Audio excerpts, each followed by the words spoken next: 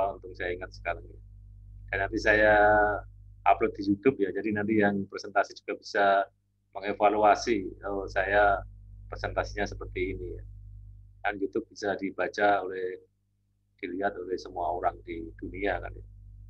Dan nanti diharapkan mahasiswa bisa mensubscribe ya untuk channel saya ya, dan like videonya ya, setiap video yang dikuliahkan itu. Ini bukan saja untuk saya, tapi kan untuk stikers juga ya, nanti bisa lebih dikenal banyak orang ya, secara publik. Jadi perlu saya ingatkan, penilaiannya pun juga secara sistem di siakatnya juga sudah ada rumusnya ya. Jadi ada, mungkin sekaligus saya bukakan siakatnya.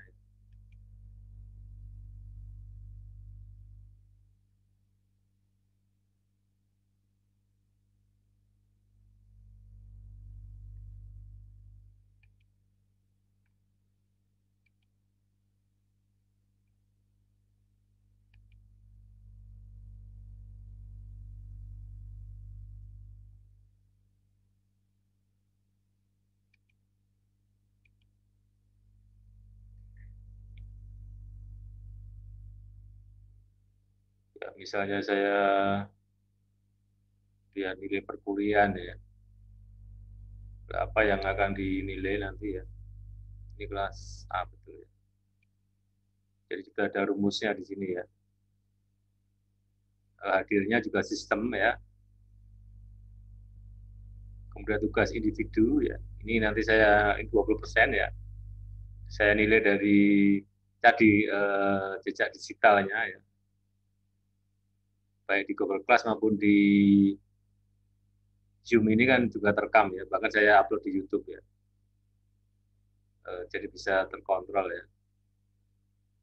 Nanti siapa yang ikuti sampai akhir dan yang tidak, kalau tidak ada kendala, meskipun nanti juga saya maklumi jika karena persoalan jaringan ya. Karena persoalan jaringan itu menjadi masalah utama dalam kuliah online.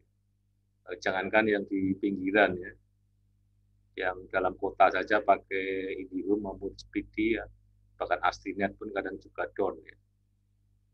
Ini server saya pun juga kadang down ya. Ini saya pakai 20 giga Speedy ini saat pakai sendiri ya, di sini itu pun kadang juga down ya. Kemudian UTS ya, ujian tengah semester itu 40% ya. UAS ujian akhir semester 40%. Jadi ini sistemnya sudah ada ya, untuk penilaiannya nanti seperti apalah. Mata kuliah ini kan Anda perhatikan, ini lihat, Anda lihat ini 3 SKS ya. Anda perhatikan ini mungkin yang ada mahasiswa baru. 3 SKS ini kan nanti akan memiliki kontribusi dalam IPK, indeks prestasi kumulatif ya, yang lumayan tinggi kan. Artinya ya 3 mesti lebih besar kontribusinya ya untuk mengangkat IPK dibanding yang SKS-nya 2 maupun 1. Karena dalam nilai kuantitatif itu kan tidak mengukur ini mata kuliahnya apa ya, tapi SKS itu akan menentukan perhitungan IPK kumulatif ya. Kan saya kira nanti meskipun ini bukan tujuan utama ya, tapi indikator dari pembelajaran yang kuantitatif kan memang IP ya, IP dari mata kuliah ini. Kalau nilainya A misalnya, nanti tentu akan memberi kontribusi terhadap IPK Anda ya, bisa IPK yang bisa kumlot misalnya ya. Karena nanti mau jadi PNS, tidak hanya PNS ya, jadi pegawai swasta pun juga biasanya ada standar minimal IPK ya, yang harus dipenuhi oleh alumni kan ya, yang memiliki jasa itu. Nah, tentu ini juga perlu mendapatkan perhatian dari mahasiswa juga ya, bahwa mata kuliah ini 3 SKS. Meskipun perkuliahan kita di online ini jamnya masih standar 2 kali 50, tapi di sistemnya sebenarnya 3 kali 50 yang mungkin pernah saya sampaikan. Ya, jadi ini 3 SKS yang nanti akan memiliki kontribusi terhadap IPK, tanpa saya meremehkan mata kuliah yang lain, tetapi kan secara kuantitatif ya, sama-sama matematika dan pendidikan keluarga mereka misalnya sama-sama 3 SKS, ya nanti dalam penghitungan juga sama. Karena ukurannya kan 3 SKS-nya. Ini dari sisi kuantitatif ya. Kalau kualitatif ya nanti bisa Anda melihat memang mata kuliah tertentu memang ada yang sangat signifikan dengan proses pembelajaran atau ilmu yang Anda pelajari. Semua multidimensional, artinya saling berhubungan. Ya. Jadi seperti itu ya. Nah, saya kan nanti bisa melihat dari penelitian ini ya, dengan cara tadi jejak digital ya. Saya akan coba lihat cek ya, nanti mungkin juga bisa saya sampling ya. Kemarin tugas yang nanti setelah sebelum tugas yang kedua.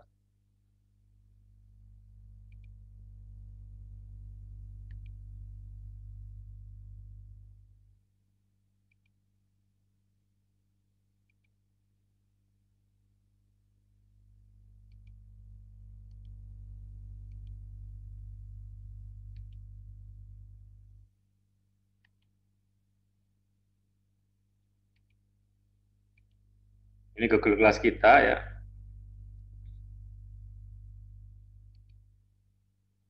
Ya, saya punya kelas juga, termasuk di UNS saya juga punya Universitas Brahma, saya punya 2 kelas juga ya.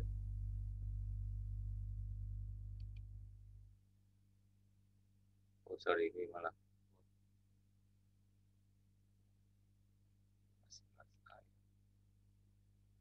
anggota kita mungkin kalau ada yang belum masuk ya, atau ini ada kedobelan ya, ini ada 36 siswa ya.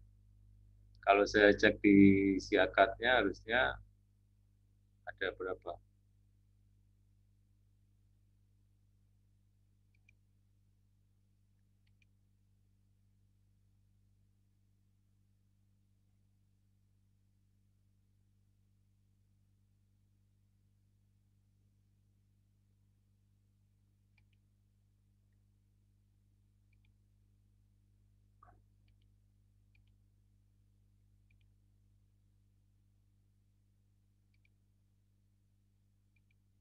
Ya, misalnya saya lihat di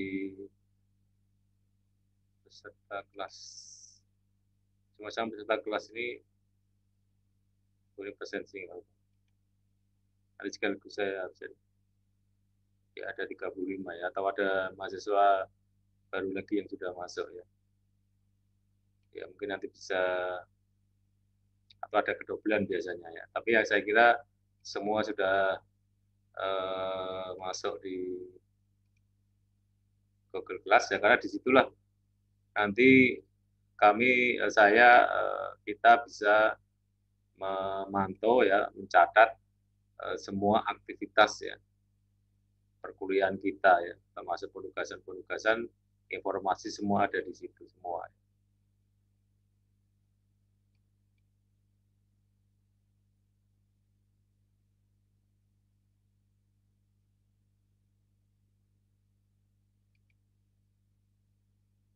Ya, ini anggotanya ya. Kemudian tugas kelas kita kan sudah 2 ya yang menjadi tugas. Saya akan buka yang tugas yang pertama. Ini ada 2 yang dari data itu ya. Kalau pesertanya tadi ada yang kelebihan, berarti ada yang double misalnya. Ini kita lihat saja kan sistem semua akan bisa, bahkan yang apa namanya terlambat pun juga nampak di sini ya. Misalnya di sini yang tugas pertama yang terlambat ini Mbak Febriana ya, termasuk terlambat. Eka Pujiastuti juga terlambat ya.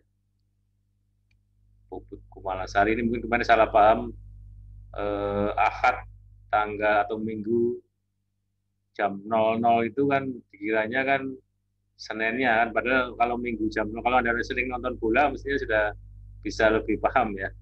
Jam 00 kan berarti Minggu malamnya, berarti kan malam Minggu kan itu ya. Kecuali jam 24, pukul 24.00 hari Minggu kan berarti Minggu malamnya, ya, mungkin nggak masalah, nanti sebagai pengalaman saja. Jika ada 1, 2, 3, 4 mahasiswa yang terlambat.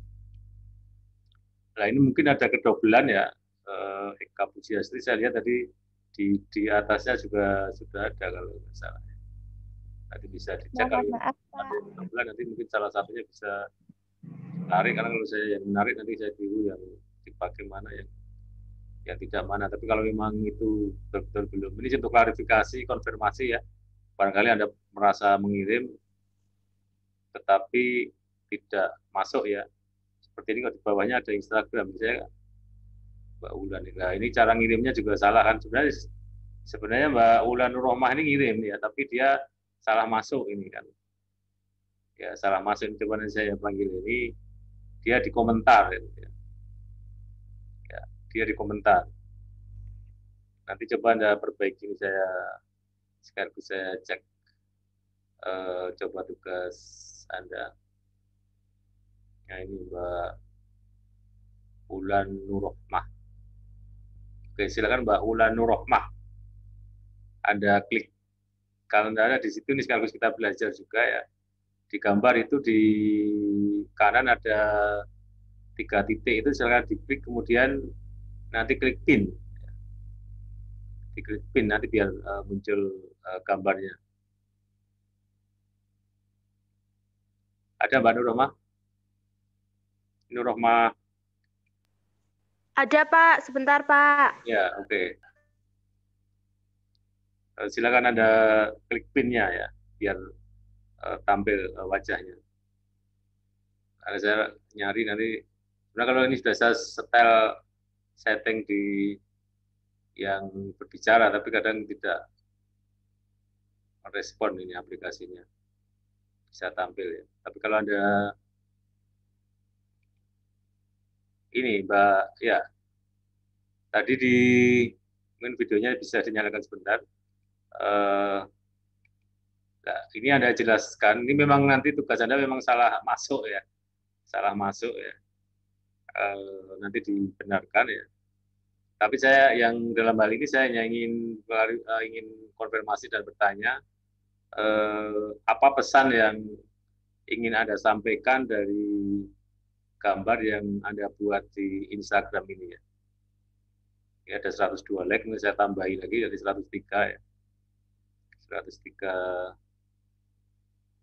like Instagram. Silakan Mbak Wulan.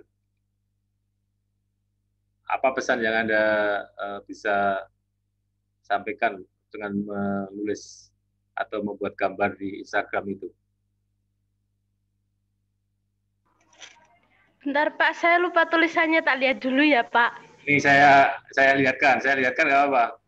Lihat di sini aja. Oh, ya, Pak. Ini lihat di sini aja nggak apa-apa. Ya, lihat ini tulisan Anda ya. Silakan Anda jelaskan pesan yang ingin Anda sampaikan dari apa yang Anda buat ini, Pak. Silakan, Mbak Ulan.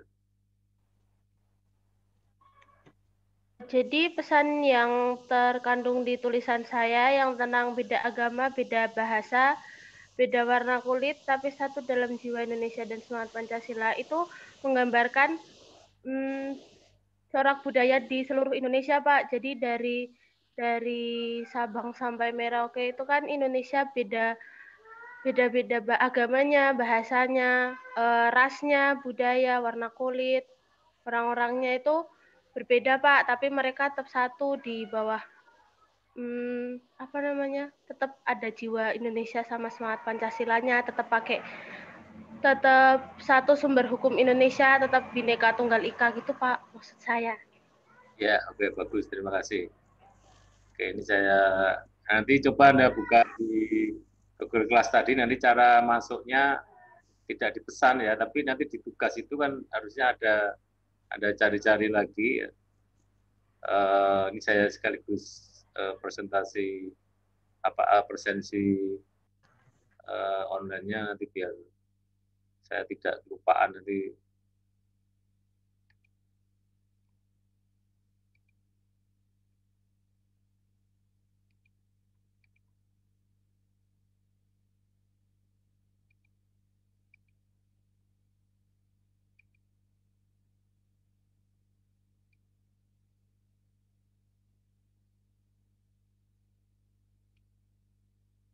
Mbak Ulan nomor 35 ini ya berarti ya?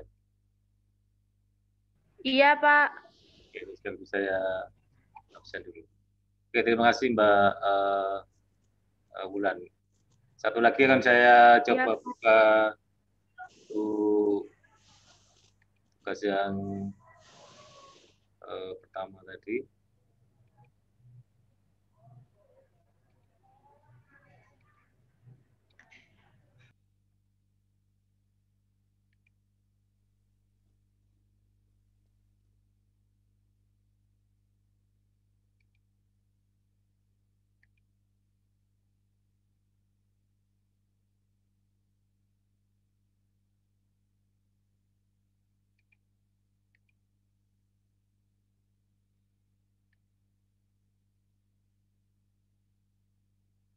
Sudah saya buka yang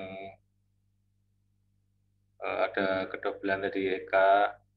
Ya betul ya, Eka Pujiastuti ini ternyata kalau Mbak Ulan ini salah masuk, ya kalau Eka Pujiastuti ini dobelan ya.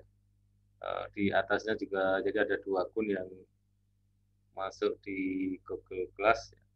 Mungkin kalau yang masuk ini berarti semua sedang ngirim tugas ya, kecuali ada yang belum menjadi anggota peserta ya. Ya ini saya klik saja Mbak Eka.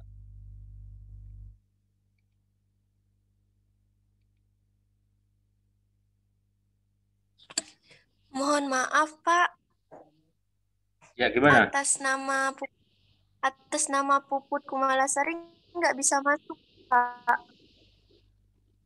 Nggak bisa masuknya gimana? Sudah jadi anggota tapi Tadi sinyal, gangguannya sinyal. Terus mau masuk lagi dia nggak bisa, Pak. untuk yang tugas yang resum apa yang Mbak yang sejak pertama? Zoom, Pak. Zoom. Puput Kumalasari nggak bisa masuk Zoom. Oh nggak masuk, nggak bisa Zoom. Iya, Pak, nggak bisa masuk Zoom. Ya udah nggak apa, nanti coba-coba terus dulu, kalau mungkin ada gangguan sinyal ya nggak apa-apa. Oke, nanti Iya, Pak. Makasih, Pak. ya sama-sama. Oke, ini Mbak Eka Pujiastuti. Silakan Iya, Pak. diklik. Ya, ini saya perlihatkan gambar Anda. Ada 50 like, saya tambah like lagi menjadi 54. Ya. Silakan Anda jelaskan maksud pesan yang Anda ingin sampaikan ke publik ya terhadap gambar yang Anda buat ini, Mbak. Silakan, Mbak. Baik, Pak. Pesan yang saya sampaikan, walaupun berbeda-beda agama, suku, dan asal daerah, tetapi kita dalam satu bangsa, yaitu bangsa Indonesia. Dalam Pancasila, sila ketiga, Pancasila Persatuan Indonesia. Jadi tidak membedakan latar belakangnya, Pak. Walaupun berbeda latar belakang, tetapi kita tetap satu dalam Indonesia, yaitu Pancasila. Gitu, Pak. Ya, oke. Terima kasih. Bagus ya. Saya mungkin ya saya sekaligus presensi. Tidak, saya lupa.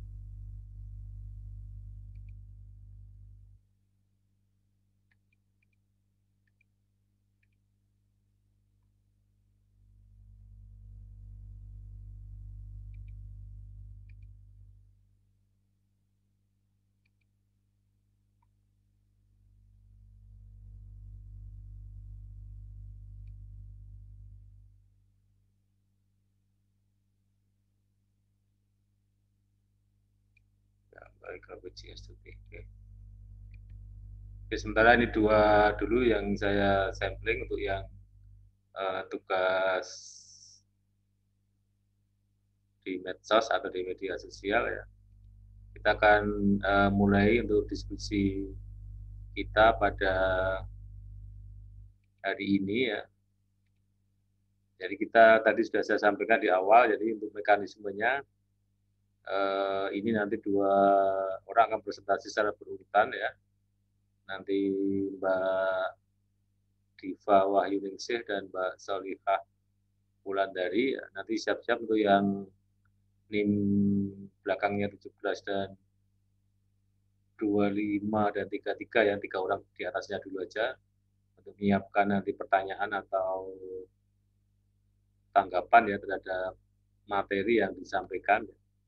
Yang lain pun nanti juga harus menyiapkan ya, kalau nanti ada yang voluntary ya silakan, kalau nanti saya tunjuk ya. Ini semua dalam rangka mekanisme ini saya buat agar perkuliahan kita bisa interaktif dan semua bisa saling belajar ya, termasuk pemanfaatan Zoom ini ya. Karena ke depan pun juga mau tidak mau, apalagi kalau kondisi pandemi masih seperti ini kan, hampir semua aktivitas menggunakan Zoom ya. Bahkan akreditasi, saya kemarin ikuti akreditasi di UNS itu di 4 juga pakai Zoom yang dari Jakarta ya. Ya, skripsi, ujian juga pakai Zoom, bahkan wisuda pun juga online ya. Mungkin yang terakhir besok pun yang Setikes Muhammad yang Laden ya, wisudanya juga online. Jadi memang ada 2 opsi ya, apa online apa mau drive-thru ya. Drive-thru itu satu-satu mungkin di depan pintu ya. Sekarang pernikahan pun juga begitu kan ya.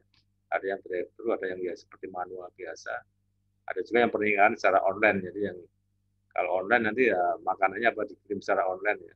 Sumbangannya bisa ditransfer ya. Makannya mungkin bisa dikirim lewat GoFood atau GoSend ya. Jadi pemanfaatan teknologinya ya. Oke, ini sudah pada ingin masuk, mungkin tadi ada kendala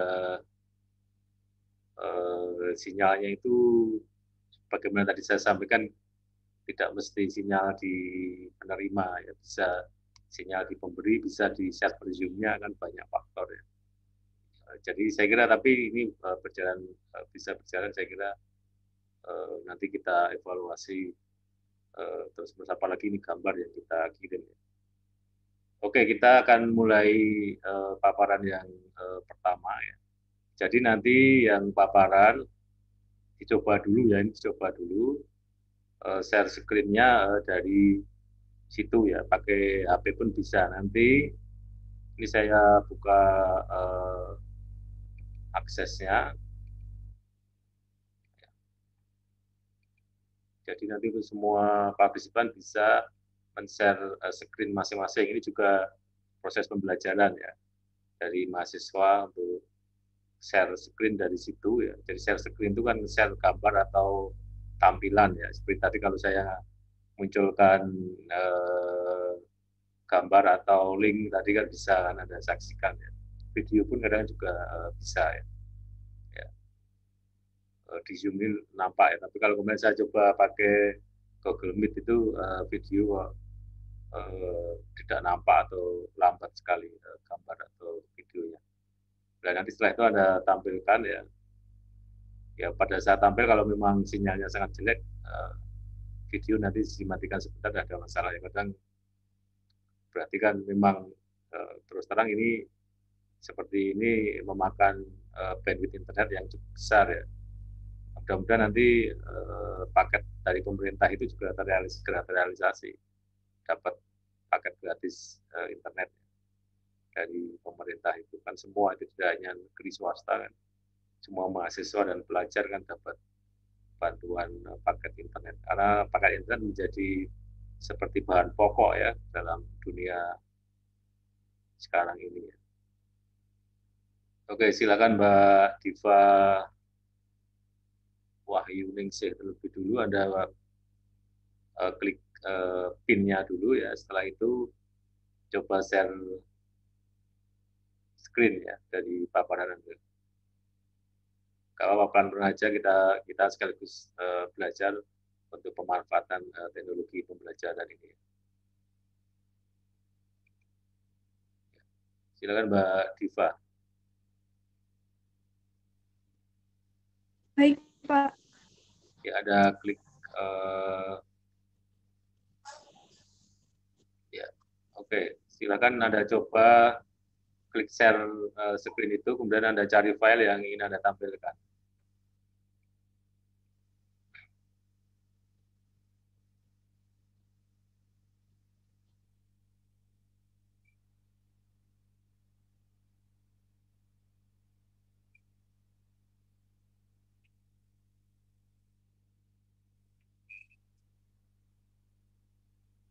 Kalau kesulitan biasanya nanti dibuka dulu filenya, kemudian diulang lagi share screen di menu share screen yang kalau di kita warna hijau itu ada panahnya ke atas itu ya diklik aja, lalu dicari file yang tadi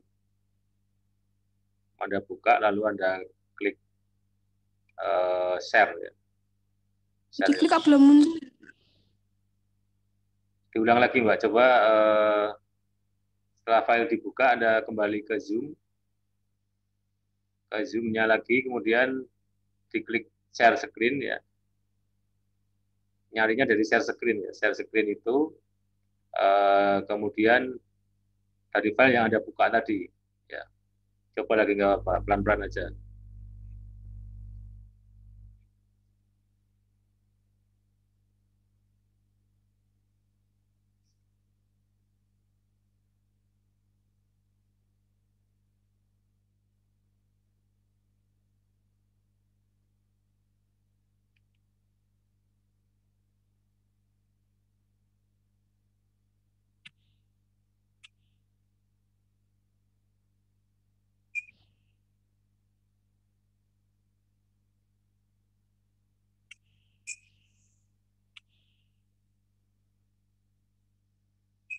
Belum bisa, Mbak? Belum itu, Pak. Oke, ya. Sekali lagi nanti kalau sekali lagi belum bisa nanti saya bantu dari sini. Coba setelah dibuka tadi share-nya sudah ketemu. Share yang di bawah itu kan ada share gambar hijau itu kan. Oke.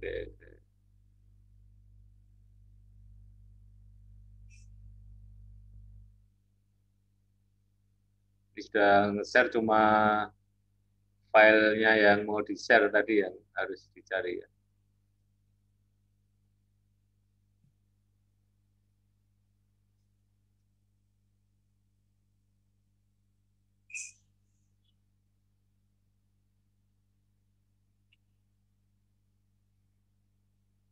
Filenya yang di-share belum ketemu ya, Mbak? Oke ya. Saya bantu dari sini saja share screen-nya Mbak Diva ya. Saya bukanya. Jadi biasanya nanti yang lain tetap kita coba ya untuk bisa share screen dari mahasiswa masing-masing ya. Jadi pertama sebenarnya kalau teknisnya Anda buka dulu file yang akan ditampilkan ya, tampilan ya memang atau kalaupun di handphone ya yang penting file foldernya di mana kan nanti dicari ya, dihafalkan dulu kan nanti nyari folder ya.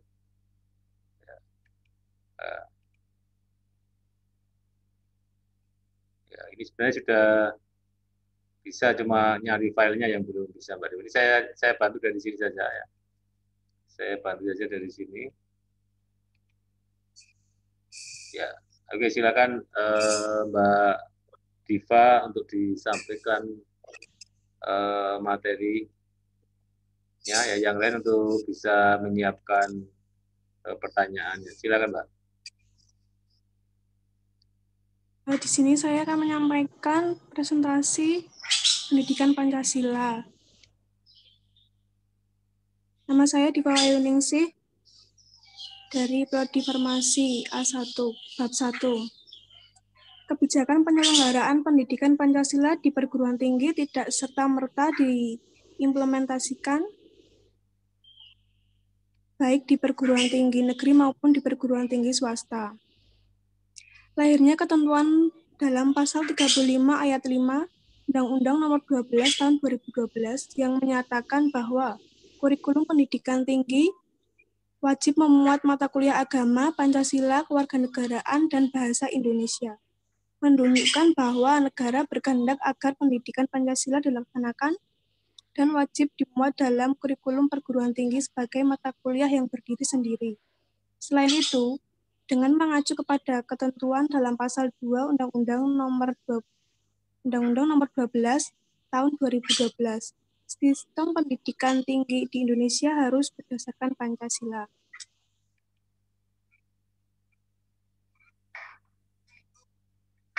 Lanjut, Pak. Ya. Menelusuri konsep dan urgensi pendidikan Pancasila.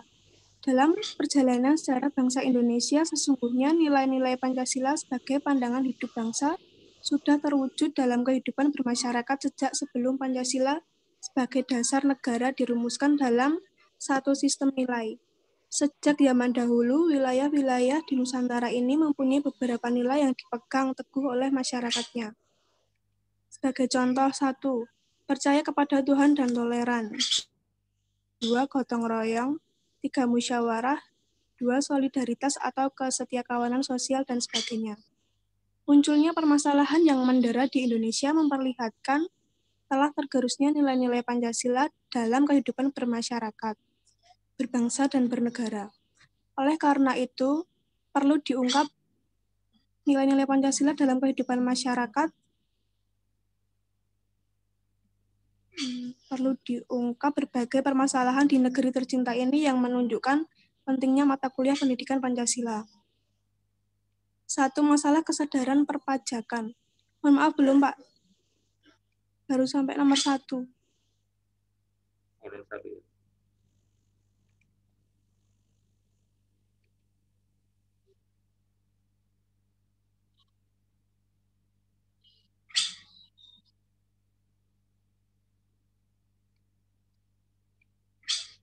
Tadi baru sampai nomor 1 itu, Pak.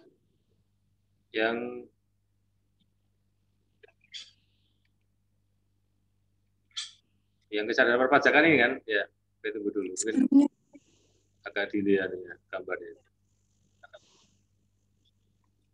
1. Masalah kesadaran perpajakan. Kesadaran perpajakan menjadi permasalahan utama bangsa, karena uang dari pajak menjadi tulang punggung kesadaran, uang punggung pembiayaan pembangunan. Laporan yang disampaikan masih belum sesuai dengan harta dan penghasilan yang sebenarnya dimiliki. Bahkan banyak kekayaan yang disembunyikan. Masih banyak warga negara yang belum terdaftar sebagai wajib pajak, tidak membayar pajak tetapi ikut menikmati fasilitas yang disediakan oleh pemerintah. 2. Masalah korupsi. Masalah korupsi sampai sekarang masih banyak terjadi, baik di pusat maupun di daerah. Transparansi Internasional merilis situasi korupsi di 188 negara untuk tahun 2015. Berdasarkan data dari TI tersebut, Indonesia masih menduduki peringkat 88 dalam urutan negara paling korup di Indonesia. Hal tersebut menunjukkan bahwa masih ditemukan adanya perilaku pejabat publik yang kurang sesuai dengan standar nilai atau moral Pancasila. Agar perilaku korupsi tersebut ke depannya dapat makin direduksi, maka mata kuliah pendidikan Pancasila perlu diintensifkan di perguruan tinggi.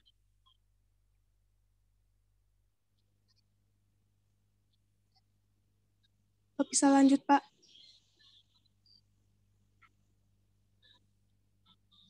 Ya.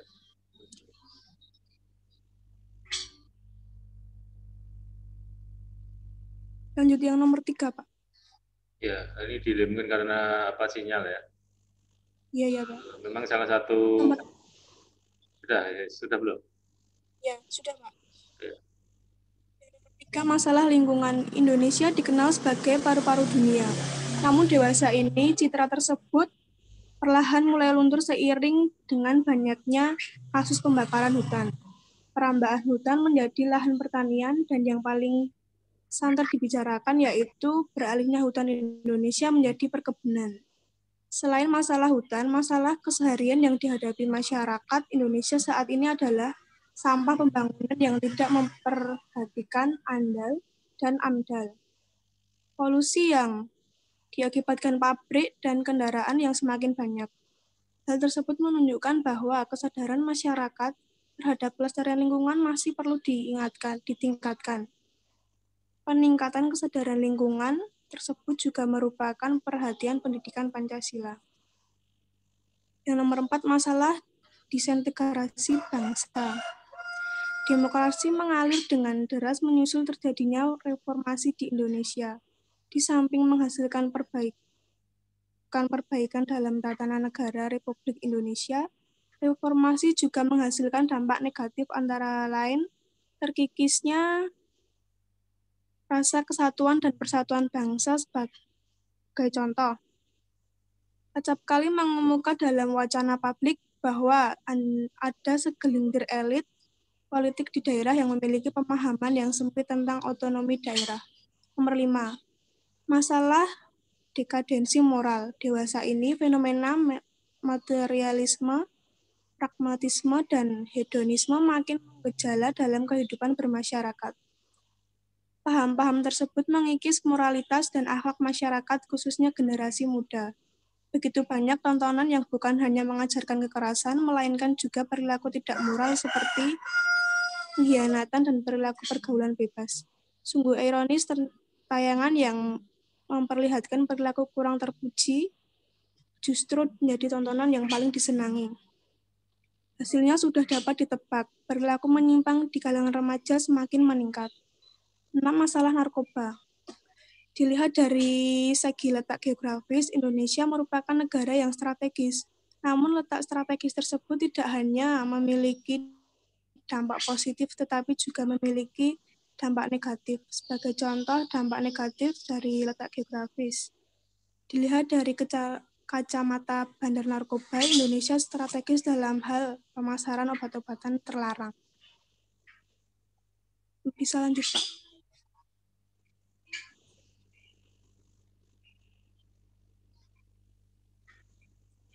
Tujuh, masalah penegakan hukum yang berkeadilan. Salah satu tujuan dari gerakan reformasi adalah mereformasi sistem hukum dan sekaligus meningkatkan kualitas penegakan hukum.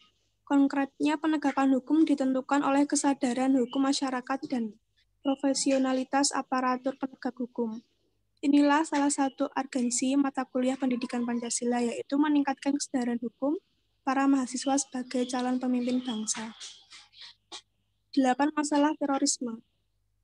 Salah satu masalah besar yang dihadapi Indonesia adalah terorisme. Asal mula dari kelompok teroris itu sendiri tidak begitu jelas di Indonesia.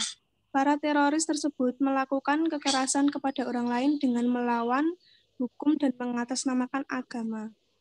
Sejumlah tokoh berasumsi bahwa lahirnya terorisme disebabkan oleh himpitan ekonomi, rendahnya tingkat pendidikan, pemahaman keagamaan yang kurang komprehensif terkadang membuat mereka mudah dipengaruhi oleh keyakinan ekstrim tersebut.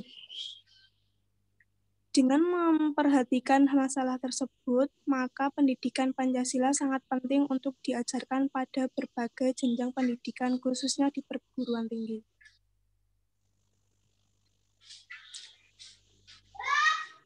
Bisa lanjut saja, Pak.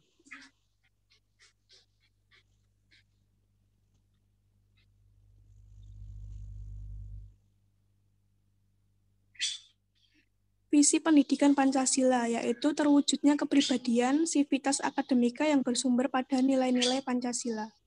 Misi pendidikan Pancasila. 1. Mengembangkan potensi akademik peserta didik.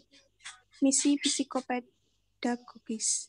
2. Menyiapkan peserta didik untuk hidup dan berkehidupan dalam masyarakat, bangsa, dan negara. Misi psikososial. 3. Membangun budaya berpancasila sebagai salah satu determinan kehidupan, misi sosiokultural.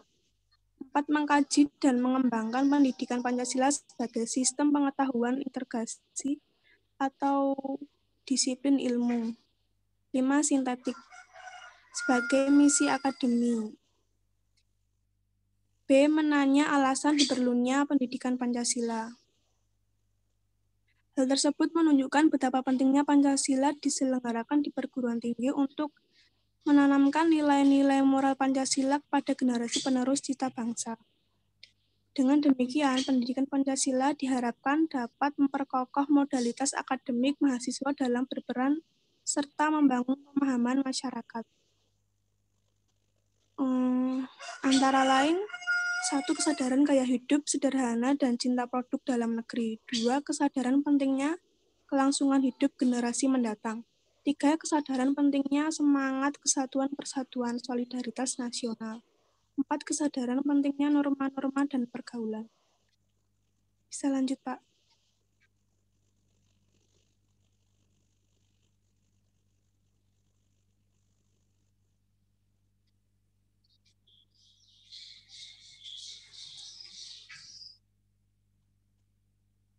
Nomor 5, kesadaran pentingnya kesehatan mental bangsa. 6, kesadaran tentang pentingnya penegakan hukum. 7, menanamkan pentingnya kesadaran terhadap ideologi Pancasila.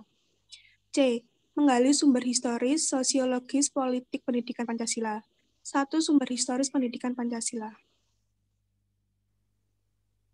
Presiden Soekarno pernah mengatakan, jangan sekali-sekali meninggalkan sejarah. Pernyataan tersebut dapat dimaknai bahwa sejarah mempunyai fungsi penting dalam membangun kehidupan bangsa dengan lebih bijaksana di masa depan. Hal tersebut sejalan dengan ungkapan seorang filsuf Yunani yang bernama Cicero yang mengungkapkan Historia Vitae 28 Magistra yang bermakna sejarah memberikan kearifan pengertian lain dari istilah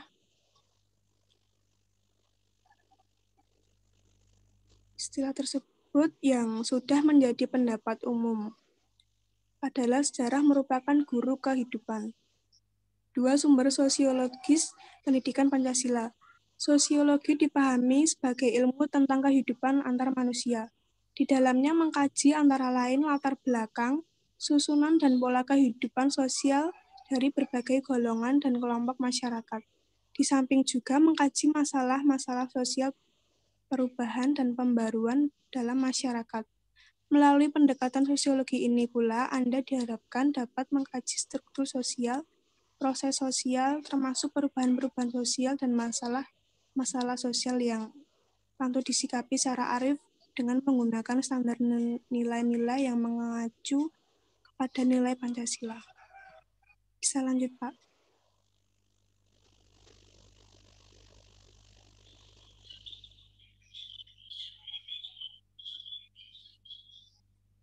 Nomor 3, sumber yuridis pendidikan Pancasila. Negara Republik Indonesia adalah negara hukum. Dan salah satu cirinya atau istilah yang bernuansa bersinonim yaitu pemerintah berdasarkan hukum, rule of law. Pancasila sebagai dasar negara merupakan landasan dan sumber dalam membentuk dan menyelenggarakan negara 31 hukum tersebut. Nomor 4, sumber politik pendidikan Pancasila. Salah satu sumber pengayaan materi pendidikan Pancasila adalah berasal dari fenomena kehidupan politik bangsa Indonesia.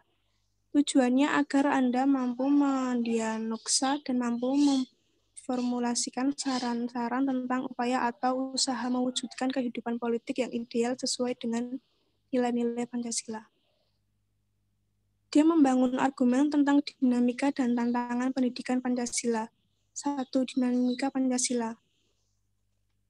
Keberadaan mata kuliah Pancasila semakin kokoh dan berlakunya Undang-Undang Republik Indonesia Nomor 2 Tahun 1989 tentang Sistem Pendidikan Nasional yang pasal 39 ditentukan bahwa kurikulum pendidikan tinggi harus memuat mata kuliah pendidikan Pancasila. Penguatan keberadaan mata kuliah Pancasila di perguruan tinggi ditegaskan pada pasal 35. Pasal 2 Undang-Undang Republik Indonesia Nomor 12 Tahun 2012 tentang Pendidikan Tinggi yang menetapkan ketentuan bahwa mata kuliah pendidikan Pancasila wajib dimuat dalam kurikulum perguruan tinggi yaitu sebagai berikut. 1. Pasal 2 menyebutkan bahwa pendidikan tinggi berdasarkan Pancasila, Undang-Undang Dasar Negara Republik Indonesia tahun 1945. 2. 2. Indonesia tahun 1945, Negara Kesatuan RI dan Bhinneka Tunggal Ika. 3. Pasal 35 ayat 3 menentukan bahwa kurikulum pendidikan tinggi wajib memuat mata kuliah agama, Pancasila, kewarganegaraan, dan bahasa Indonesia. Bisa lanjut, Pak.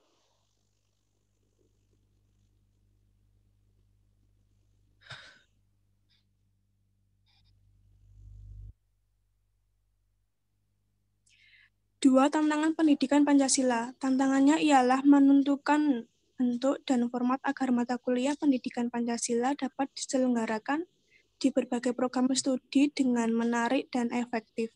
Tantangan ini dapat berasal dari internal perguruan tinggi, misalnya faktor ketersediaan sumber daya dan spesialisasi program studi yang makin tajam. Adapun tantangan yang bersifat eksternal antara lain adalah krisis keteladanan dari para elit politik dan maraknya gaya hidup hedonistik di dalam masyarakat. Mendeskripsikan esensi dan urgensi pendidikan Pancasila untuk masa depan. Menurut penjelasan pasal 35 ayat 3 Undang-Undang Republik Indonesia Nomor 12 Tahun 2012 tentang pendidikan tinggi, yang dimaksud dengan mata kuliah pendidikan Pancasila adalah pendidikan untuk memberikan pemahaman dan penghayatan kepada mahasiswa mengenai ideologi bangsa Indonesia. Dengan landasan tersebut, Dijen Dukti mengembangkan esensi materi pendidikan Pancasila yang meliputi 1. Pengantar perkuliahan pendidikan Pancasila. 2. Pancasila dalam kajian sejarah bangsa Indonesia. 3. Pancasila sebagai dasar negara. 4. Pancasila sebagai ideologi negara. 5. Pancasila sebagai sistem filsafat. 6. Pancasila sebagai sistem etika. 7. Pancasila sebagai dasar negara pengembangan ilmu. Bisa lanjut, Pak.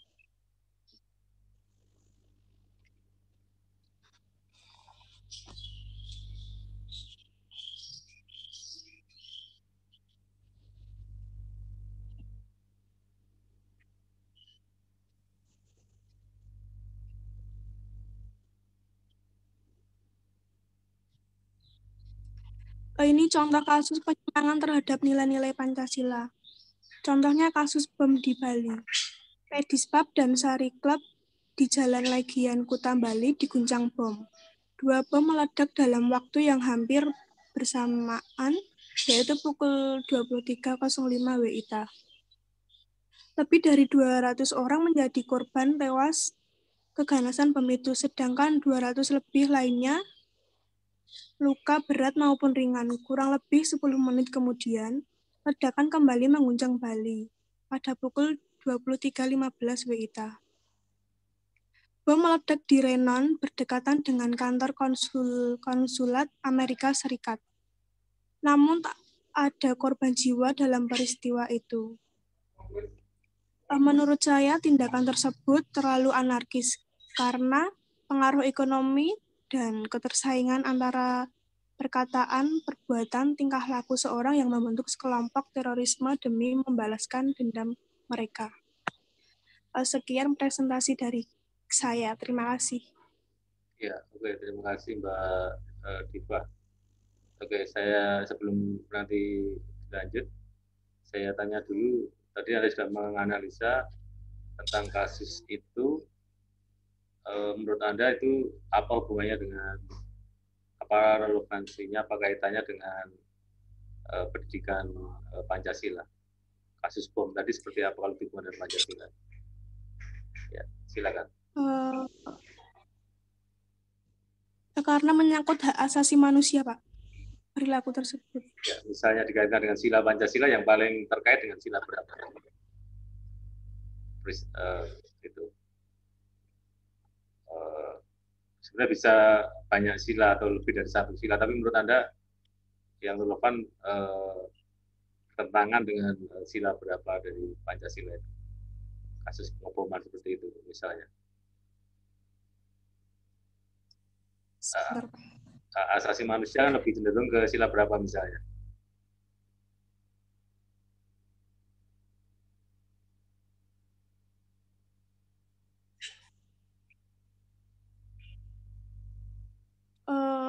sila kedua sih Pak menurut saya. Ya, kenapa? Karena ya sudah betul ya, sila kedua. Penjelasannya seperti apa?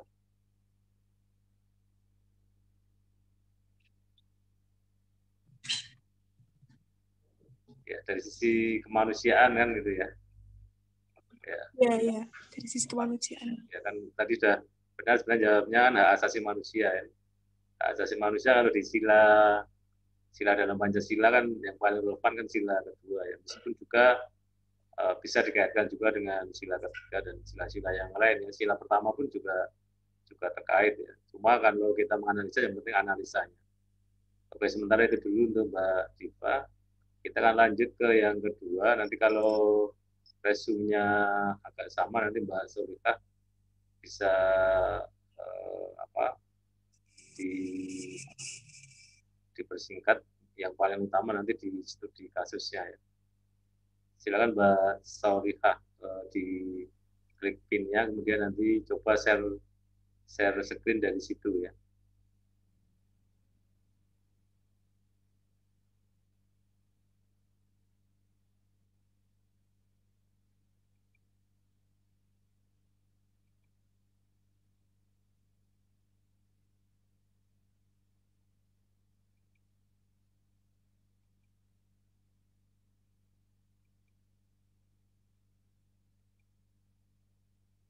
Mbak Solika bisa suaranya bisa muncul? Tes mungkin di unmute apa namanya suaranya dulu.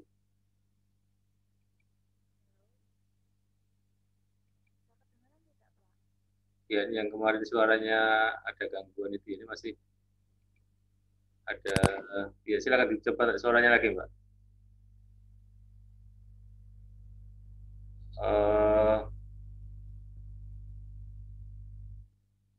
Padahal sudah ada ya, sudah mic-nya sudah aktif ya.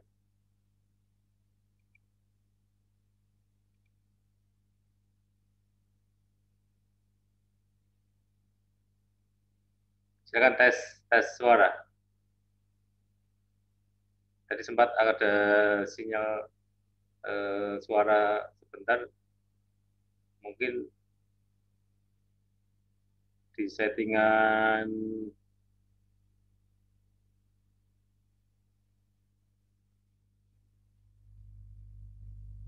untuk mic-nya ya. Silakan tes gitu bisa nggak? Coba, Pak Solika. Untuk pinnya sudah ketemu sudah saya gambarnya sudah bisa tampil, cuma suaranya bisa nggak coba?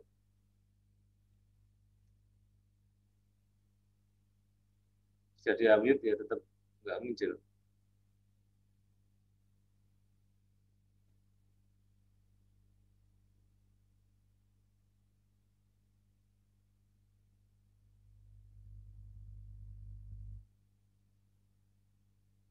Ya oke. Ada kendala suara ya. Ini saya akan tampilkan materinya dari Mbak Solika. Nanti tetap Anda menjawab dari pertanyaan mahasiswa lain, tapi nanti jawabnya lewat chat ya. Ini saya tampilkan dulu pokok-pokok dari materinya Mbak.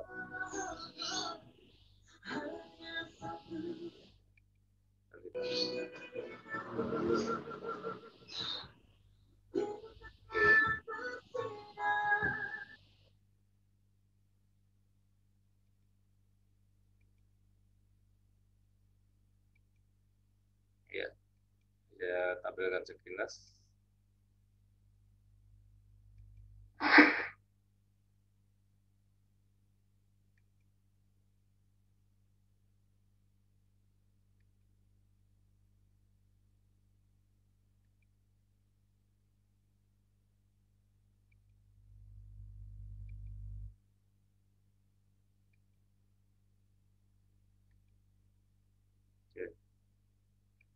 Di kasus yang diambil hilangnya nilai-nilai Pancasila dalam pendidikan nasional, yaitu Pancasila sangat penting bagi kehidupan manusia karena manusia merupakan dasar negara Indonesia. Tanpa adanya pendidikan Pancasila, bangsa ini tidak bisa hidup dalam keanekaragaman agama, suku, bahasa, serta tanpa adanya pendidikan Pancasila, bangsa Indonesia tidak akan mengenal yang artinya kesopanan dan perilaku beradab, ya, sumber dari Kompasiana. Oke. Ya. Oke, ini dari Mbak Solika Wulandari. Oke. Selanjutnya kita akan memasuki untuk tahap tanggapan, ya. Tanggapan untuk yang nomor absen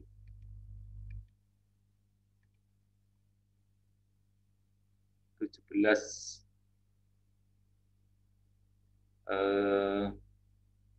silakan Anda untuk menanyai dari Mbak Eka Puji Astuti, ya,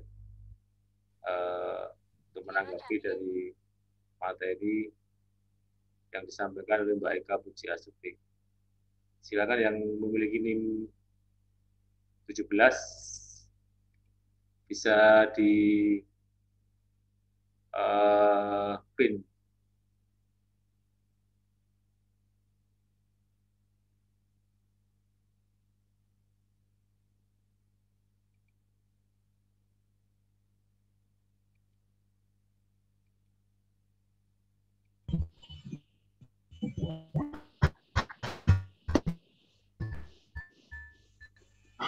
Ya Pak, saya.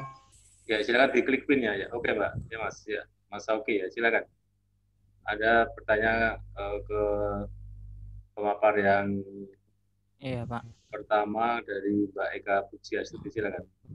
Mbak Eka, silakan Anda catat untuk pertanyaannya. Ya, saya ingin bertanya kepada pemateri pertama. Saya ingin bertanya di slide ketiga. Di sana dijelaskan di dalam slide 3 bahwa uang dari pajak menjadi tulang punggung pembangunan. Tetapi mengapa Indonesia masih memiliki utang hingga 5.515 triliun yang dikutip dari bisnis.com. Terima kasih. Oke, jadi kaitannya pajak dengan utang, ya. Langsung saja dijawab Mbak Diva, silakan.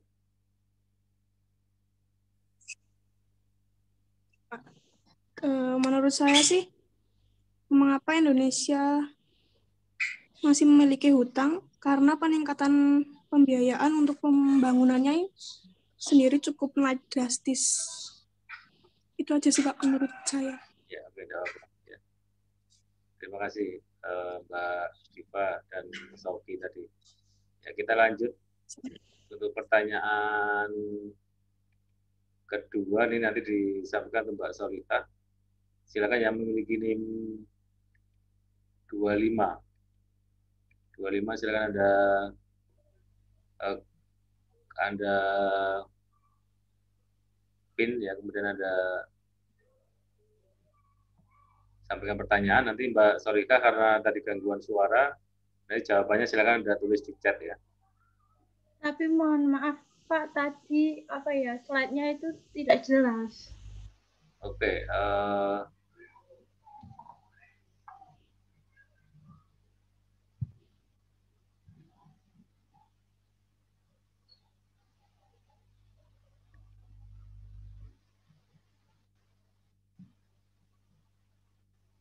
Mbak anu ya, yang nomor tadi Mbak siapa? Saya Prima Jayanti, Pak.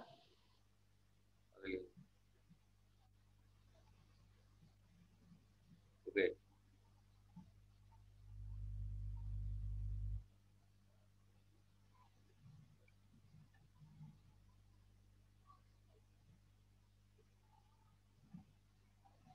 Coba Anda tanggapi saja kasusnya, ya, dari Mbak Solifah tadi. Mungkin ada Oh, ini tadi kasusnya Mbak Diva. Oke. Saya yang tadi yang bertanya ini saya tampilkan untuk kasus yang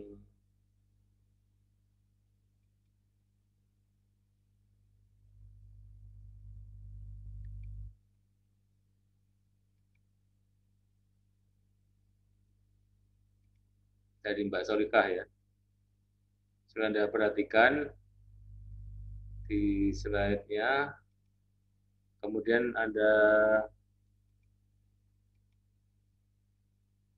tanggapi ya. Menurut Anda kasusnya ini bagaimana relevansinya dengan budaya Pancasila, atau mungkin ada pertanyaan dari kasusnya ya, atau ada tambahan atau ada analisa yang lebih dalam, silakan Mbak yang bertanya tadi, siapa lupa namanya saya. Ya. Sudah kelihatan ya slide-nya ya, Pak?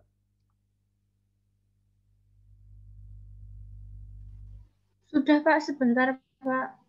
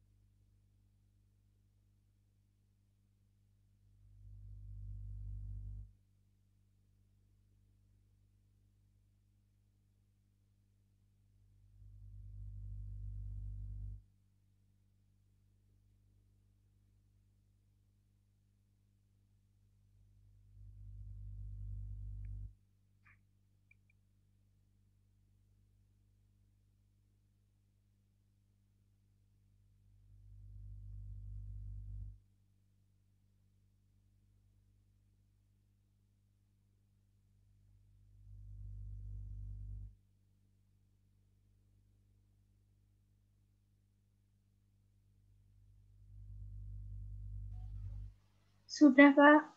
Ya, silakan Anda tanggapi.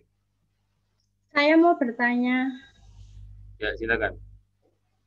Untuk Mbak Solihah, apa sih artinya kesopanan dan perilaku beradab bagi pendidikan Pancasila bagi Indonesia? Ya.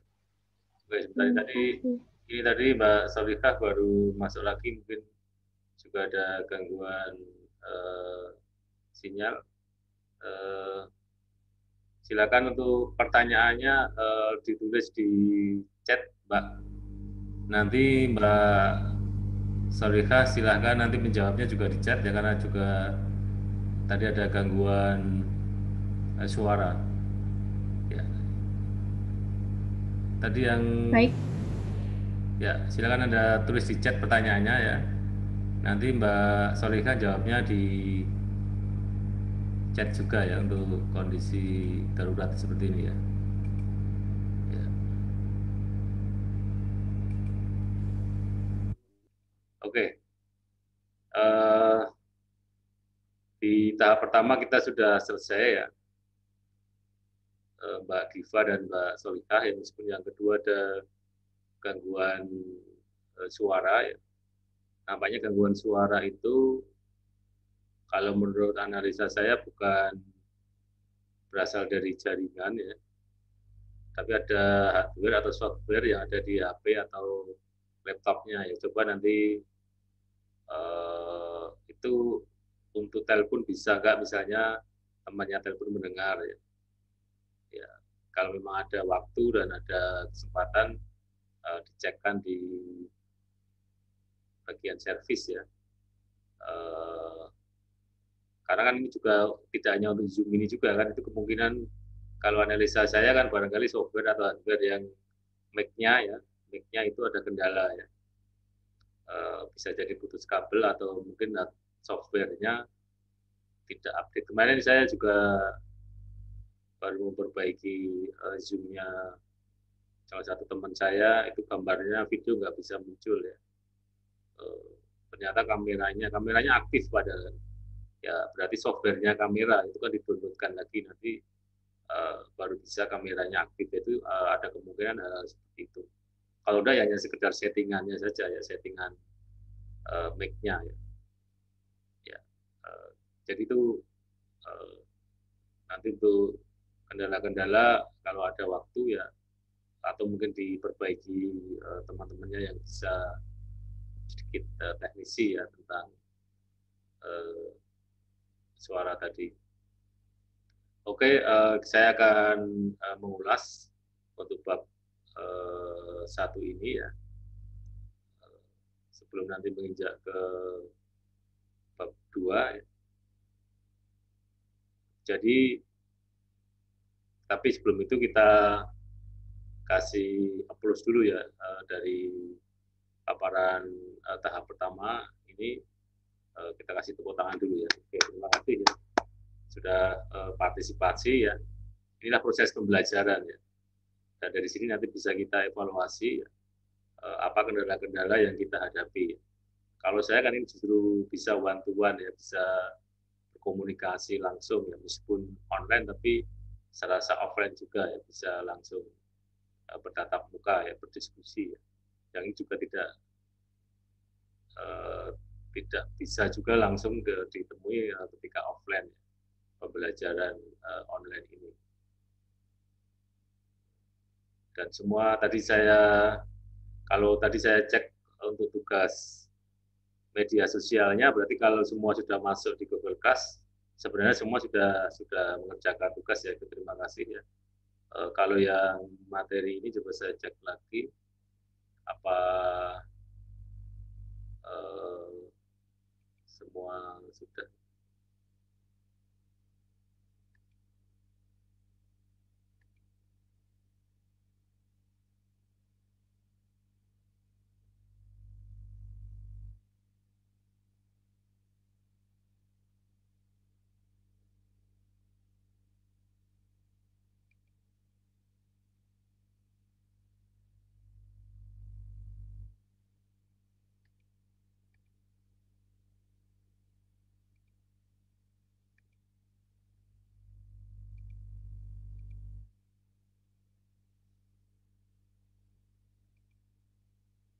Ya, 35 semua sudah masuk ya. Ini bukan ini yang tadi ya. Ini yang Instagram tadi tinggal satu yang belum ada, tapi nanti kan kita kedobelan ya untuk yang media sosialnya. Sedangkan yang tugas resume ya,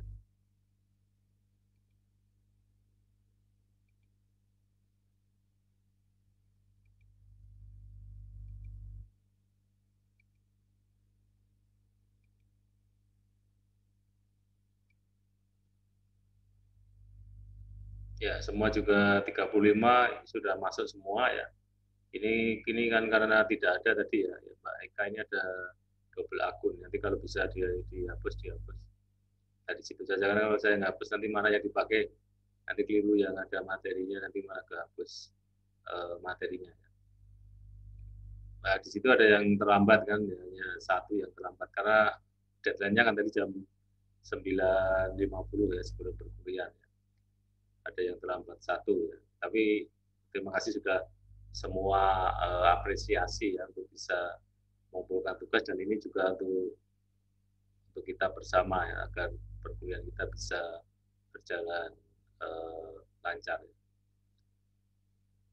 Oke, jadi pada pokok prinsipnya ya, ini sudah di bab 1 ini sebenarnya mengulang dari atau mempertajam dari apa yang kita diskusikan kuliah-kuliah sebelumnya ya. Nanti akan lebih diperdalam lagi untuk bab-bab berikutnya ya. salah satu pokok yang sering kita diskusikan adalah bagaimana persoalan bangsa ini ya yang dianggap mengalami krisis multidimensional ya, dan apalagi sekarang dengan COVID-19 dan sekarang ada masalah baru ya tentang undang-undang Omnibus Law yang disahkan dan mendapat protes dari sebagian masyarakat Indonesia ya, termasuk mahasiswa dan buruh ya. Terjadi demonstrasi di berbagai tempat ya, termasuk di Klaten juga saya kira ya, di Solo kemarin juga ada demonstrasi ya, untuk menentang ya undang-undang Omnibus Law ini. Anda juga harus menelaah ya, tidak boleh juga a priori ya terhadap undang-undang itu ya.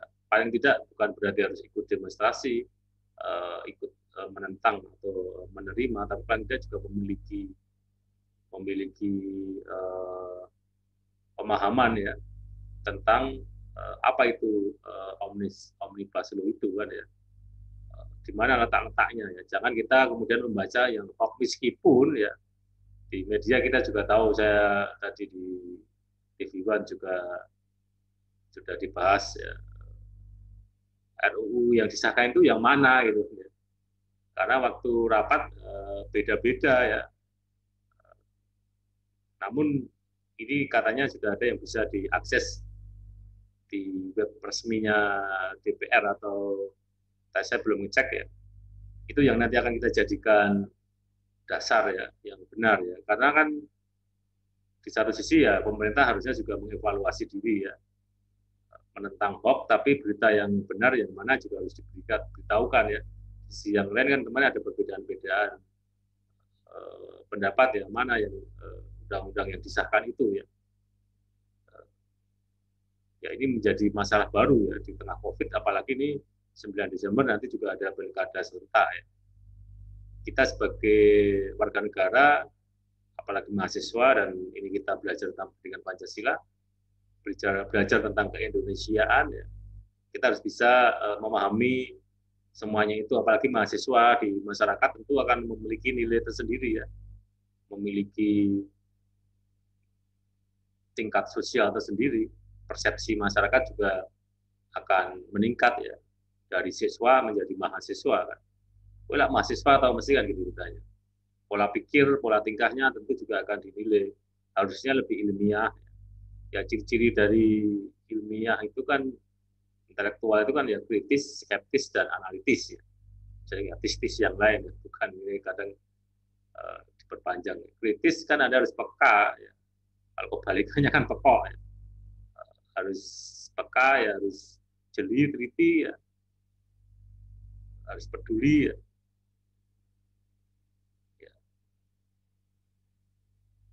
Kita nanti juga belajar tentang Pancasila, ada filsafat, itu juga salah satu kekritisan kita tentang belajar tentang Pancasila ya. Karena kritis itu kita betul-betul mencari substansinya ya, sampai pada titik kebenaran, meskipun tidak harus mutlak ya.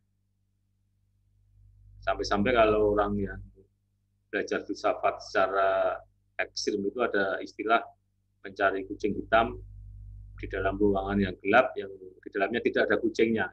Ada bisa bayangkan seperti mencari sesuatu yang tidak mungkin ya. Nah, itu ibarat kalau orang sudah kebablasan ya, dari ilmu filsafat sebagai ibu dari ilmu pengetahuan. Kemudian skeptis itu kan tidak mudah percaya. Ada hoax, ada berita palsu, Anda tidak boleh mudah percaya, harus diklarifikasi dulu ya. Betul nggak rancangan undang-undang Omnibus Law ini yang mana yang merugikan masyarakat? Ketika ditanya, baca belum undang-undangnya? Belum. Lah ya bagaimana mau baca kan? Pemerintah saja juga kemarin-kemarin belum ada yang dinyatakan yang resmi itu yang mana kan gitu. Ya jadi memang serba salah kan ya kita itu ya. Tapi tetap kita harus melakukan skeptis itu tadi ya. Tidak mudah percaya, harus bukan berarti waton Suloyo ya. Bukan seperti itu, tapi ketika kita sudah itu fix benar ya, itu yang harus kita pegang teguh sebagai sebuah kebenaran ya. Kemudian analitis ya, mulai analisa-analisa ya. Analisa-analisa yang kita lakukan. Maka saya kalau ngajar pasti yang salah satu tolak ukur mahasiswa itu belajar untuk menganalisa, ya, menghubungkan, mengaitkan, ya, mengomentari ya dari teori dengan yang praktek. Tadi sudah saya tanya ya tentang teori tentang Pancasila, kemudian ada contoh tentang bom, bagaimana relevansinya dengan Pancasila. Ya sederhana seperti itu. Tapi nanti harus diungkapkan dalam ungkapan ucapan, ya, dan juga harus ditulis nanti. Kita harus belajar seperti itu, originalitas kita, yaitu keaslian kita untuk melakukan kreativitas, ya, inovasi dalam berpikir, sudah diwujudkan dalam ucapan dan juga dalam tulisan. Ya. Ya paling tidak kan sebagai mahasiswa ya harus intelek, tapi jangan soal intelek gitu ya. Ada cerita begini ya, ada seorang mahasiswa karena dia mahasiswa baru sedang suka berbicara tentang hal-hal yang intelek, ya, ilmiah gitu. Biasa kalau suka diskusi ya, kalau sekarang kan seminar-seminar, ya, sekarang webinar. Gitu. Suatu saat mahasiswa itu dikirim ke Wonogiri untuk mengisi ibu PKK, ya. Ke ibu PKK untuk sosialisasi tentang pembangunan. Tapi dia mengatakan begini ya, karena dia sok mahasiswa ya, ibu-ibu, ya, pembangunan di Indonesia itu sekarang itu overlapping. Waduh. Ya, ngomong sama ibu-ibu di pelosok di Wonogiri overlapping. Ibu-ibu kan ya bingung, Mas, overlapping itu nopo toh? Lalu mahasiswa itu jawab, overlapping itu tumpang tindih Bu. Ibu-ibu kan masih bingung, tumpang tindih. Oh berarti pulau dalu overlapping kalian garwa pulau. Waduh, tambah bingung. Enggak, ini untuk guyon saja ya. Jadi biar ada pada tersenyum, ini semuanya kayaknya tegang semua ini. Ya. Jadi ya mungkin dalam pembelajaran online ya tetap bisa tersenyum ya, tidak terlalu tegang. Ya. Ya. Jadi Pulau Dalu overlapping kalian Garut Pulau, nanti Pulau Dalu tumpang tindih kalian Garut Pulau kan. Maksudnya ibu-ibu ya masyarakat makin bingung. Ya, dia harus menyadari bahwa ternyata untuk memahamkan bahasa itu tidak mesti semua paham. Ya mohon maaf, kadang saya juga menggunakan bahasa-bahasa tertentu, tapi paling tidak kan nanti lama-lama mahasiswa akan terbiasa ya dengan bahasa-bahasa yang di perguruan tinggi memang digunakan ya. Apalagi di dunia farmasi kan ada nanti istilah-istilah asing sangat banyak digunakan ya. Ya. Itu yang pertama ya dari sisi kekritisan atau pola pikir dan pola tingkah mahasiswa. Yang kedua adalah dari sisi etika kan. Saya selalu memberi contoh ya bagaimana kita sebenarnya sederhana ya, itu kita juga membangun etika dalam masyarakat. Ya kita berupaya maksimal. Ya. Saya memang senang memberi contoh hal-hal yang bersifat teknis ya, misalnya lalu lintas lah gitu. Yang sering saya beri contoh ya. Bagaimana kita bisa menerapkan secara sederhana saja gitu. Memang harus diawali dari tertib lalu lintas ya, tapi tidak mesti orang yang tertib itu selamat ya. Itu hanya ya ada yang anomali kan itu. Anda ingat dulu di Kepoh itu Delanggu itu ada orang lampu merah berhenti, ya, memang lampunya merah dan dia berhenti ya naik motor. Tapi malah disudut bus dari belakang dan dia meninggal. Dia bisa maunya memang mentaati lalu lintas ya, tapi bisnya karena remnya blong ya, malah nabrak. Ya.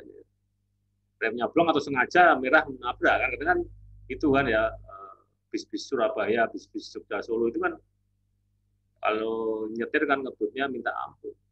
Maka sering dijuluki malah dia sebagai pahlawan. Lah kenapa pahlawan?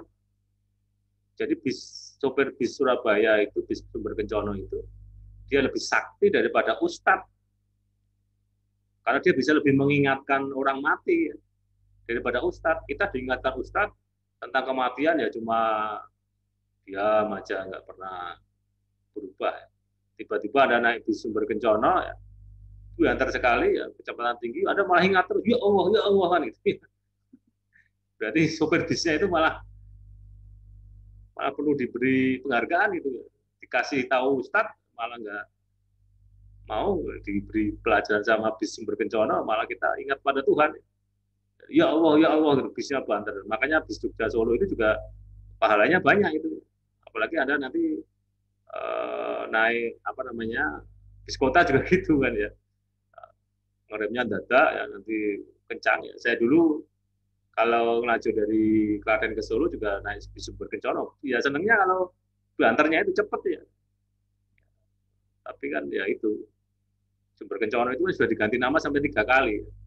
Ganti apa itu Sumber Selamat, kemudian ganti lagi nama, apalagi pokoknya pakai Selamat gitu. Tapi diganti nama pun juga tetap nabrak, sering tabrakan. Mungkin suatu saat diganti nama bisnya itu bis tidak tabrakan gitu. Ya, kalau yang tidak ganti nama kan Mila. Ya. Tapi kalau Sumber Kencono sudah ganti beberapa kali nama. Ya. Tapi kenapa bis Sumber Kencono itu lebih banyak kecelakaannya daripada Mira ya? Karena kuantitasnya banyak bis Sumber Kencono. Ya, sebenarnya itu cuma orang kan sering menghubung-hubungkan dengan mitos ya, dengan mistis ya. Namanya saja Sumber Kencono sekarang jadi apa Sumber Selamat atau apapun juga masih banyak kecelakaan. Itu juga menjadi perhatian bagi kita, apalagi data juga sangat membuktikan bahwa memang kecelakaan lalu lintas itu juga memakan korban yang cukup besar. Saya jadi ingat teman saya, dua-duanya dosen ya. Satu dosen di UNS ya, karena saya juga ngajar di UNS meskipun freelance ya. Dia kandidat doktor UI ya. Dia meninggal kecelakaan karena mau menghindar orang gila yang menyeberang. Ya. Dia jatuh dan meninggal. Pada waktu itu istrinya juga baru sedang hamil. Masih kecil ya, masih muda seusia saya karena dia juga angkatan saya S1 ya. Sampai ini saya buat di status di Facebook waktu itu ya. 2 dosen saya meninggal karena kecelakaan lalu lintas. Yang kedua, teman saya juga dosen ya. Ceritanya agak menarik ya.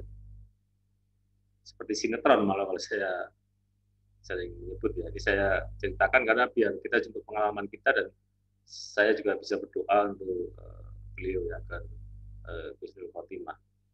Yang kedua, seorang dosen teman saya dia baru pulang dari haji. 2 minggu kemudian dia tertabrak kereta api di Palang Sepur Klaten.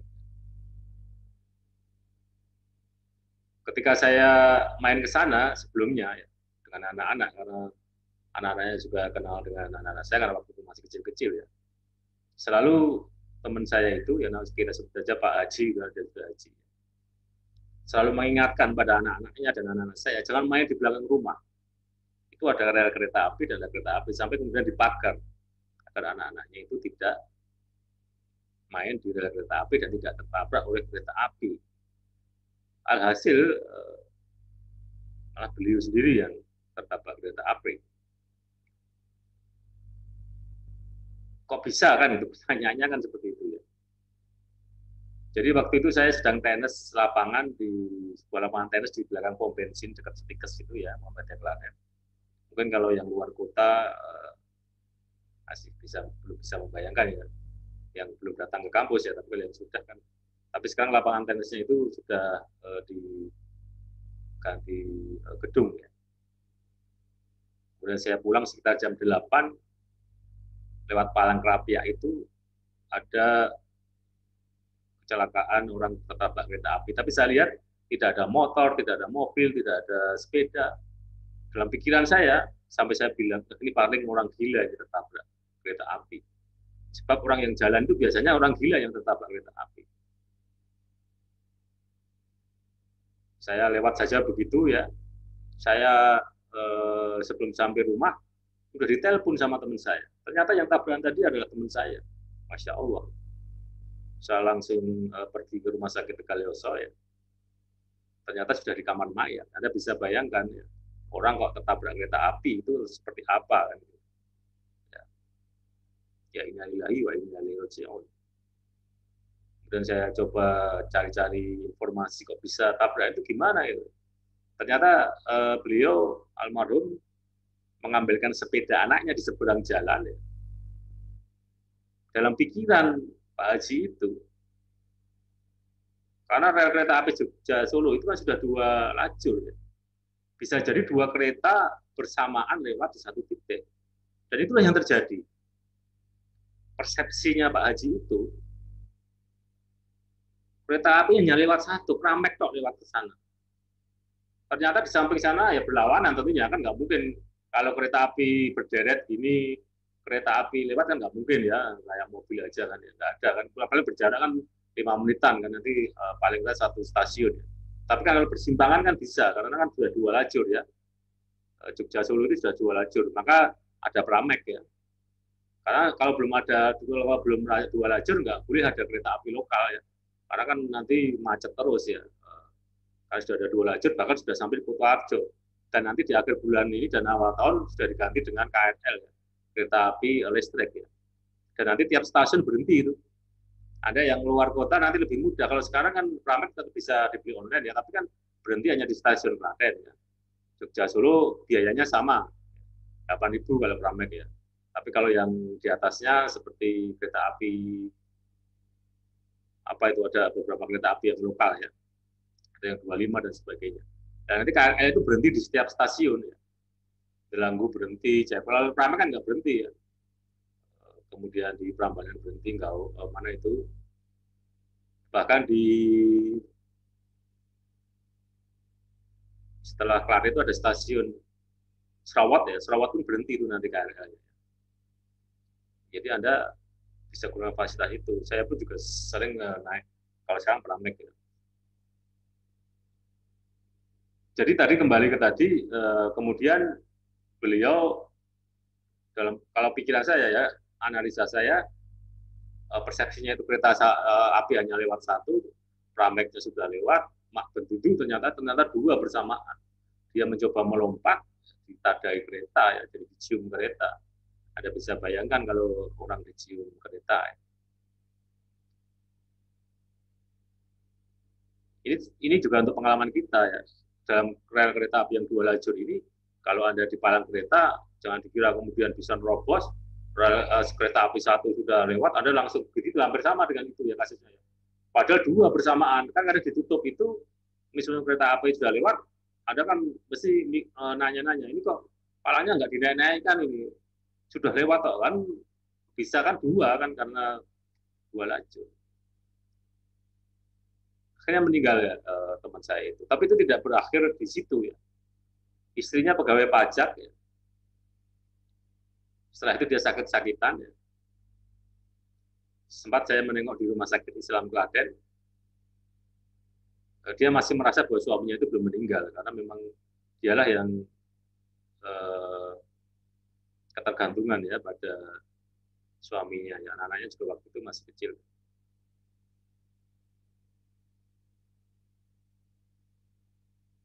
Jadi dia tanya, mana Pak? Bapak saya mana? Maksud suami saya mana? Biasanya dengan bapak ini rapat ini di Jumat gitu. Jadi masih membayangkan kalau suaminya belum meninggal. Pada suatu ketika saya juga ketemu beliau di sebuah musola, dia duduk, saya tanya, dari mana Mbak? Saya baru ziarah dari makam almarhum suami saya. Tapi setelah itu juga saya dengar sakit-sakitan dan akhirnya dia meninggal dunia juga. Tidak lama dari suaminya meninggal ya. Ya jadi masalah ada anak-anaknya masih kecil waktu itu. Beberapa minggu yang lalu saya juga ketemu dengan Pak D-nya ya. Pak D-nya anak-anak itu jadi kakaknya almarhum. Dia marah-marah ya, mengkritik saya. Kok teman-temannya bapaknya tidak banyak yang peduli. Gitu. Yang peduli kan banyak teman-temannya istrinya. Ya istrinya kan teman-temannya di kantor perpajakan ya. Mungkin secara ekonomi juga cukup bagus, biar solidaritasnya juga cukup tinggi ya, sampai membiayai anak-anaknya itu sampai perguruan tinggi ya. Jadi kemungkinan yang besar itu sekarang ya bukan kemungkinan ya besar, jadi sekarang sudah mahasiswa atau sudah 3 kali seangkatan dengan anak saya. Bahkan dia bercerita yang kecil itu dulu sempat terjadi amnesia, terjadi hilangnya memori gitu. Jadi dia sudah bisa ngaji, sudah bisa baca, bisa belajar apa-apa, hilang sama sekali ya, mungkin karena tekanan mental yang dia hadapi ya. Tapi alhamdulillah katanya juga sudah bisa belajar lagi dari nol, jadi lupa sama sekali. Itu kan juga sebuah musibah yang saya kira yang terjadi bertubi-tubi kan di cerita ini. Ya mudah-mudahan mereka semua bisa nanti lebih baik. Ini motivasi saja, memberi inspirasi pada kita untuk kita bisa bermotivasi diri, kemudian juga mengevaluasi ya langkah-langkah kita ya, bahwa memang semua itu takdir, tapi Allah sendiri kan mengajarkan dalam agama pun kita untuk berusaha ya, kita menghadapi lingkungan kita yang memang sangat dinamis, yang itu perlu keilmuan dan pengalaman yang besar ya. Salah satu titik tekan yang kita pelajari di sini juga seperti itu. Nanti ketika Anda bekerja dan juga melakukan kehidupan di masyarakat, paling tidak kita memiliki kemampuan untuk memahami ya, lingkungan kita. Karena kita belajar tentang keindonesiaan, sehingga tidak nanti kaget gitu ya. Sama ada kasus kemarin anak-anak ditahan ya karena membawa kabur anaknya orang. Ibunya nangis-nangis datang ke saya. Oh, lah kenapa? Yang ngajak itu ceweknya gitu. Kenapa yang ditahan anak saya yang laki-laki? Itu kadang kita nggak memahami tentang undang-undang perlindungan anak. Undang-undang perlindungan anak itu sepanjang anak masih di bawah umur, di bawah 18 tahun, dia masih dianggap anak. Meskipun yang ngajak cewek itu, nanti yang salah yang ngajak, termasuk yang, kalau yang ngajak cewek, ya, Anda misalnya cewek ya, mahasiswi, sudah di atas 17 tahun, Anda diajak main sama anak-anak SMA yang masih 17 tahun. Orang tuanya anak-anak itu komplain, protes, lapor polisi. Anda ditangkap itu ya, pidana itu, ditahan itu. Yang ngajak yang laki-laki itu di bawah 17 tahun dia masih anak-anak. Itulah undang-undang perlindungan anak. Ya. Sebaliknya juga begitu, apalagi laki-laki ya. Laki-laki umur dewasa ya, diajak cewek yang umur 16 tahun, yang ngajak cewek gitu. Jalan-jalan ya, bapaknya nggak terima, lapor polisi, ditangkap itu ya. Karena itu undang-undang pidana, karena anak-anak belum dianggap sebagai orang dewasa. Bukan siapa yang ngajak, bukan siapa yang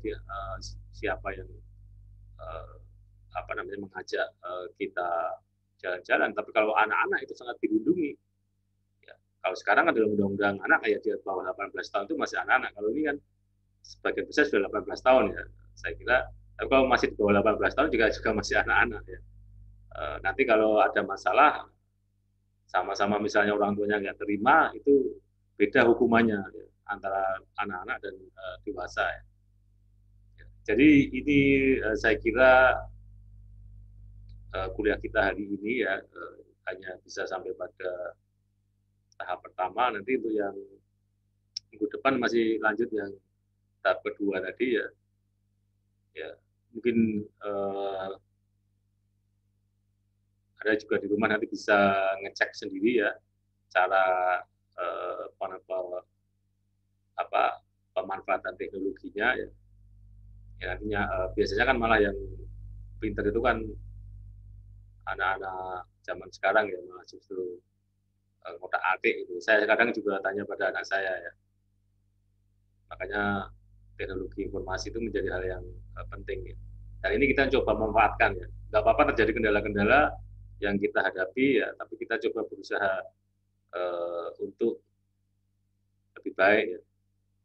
Saya pun juga, ini nanti saya upload di YouTube ya.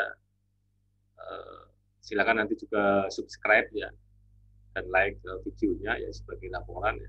Ada yang tadi maju juga bisa mengevaluasi, kan hanya satu ya.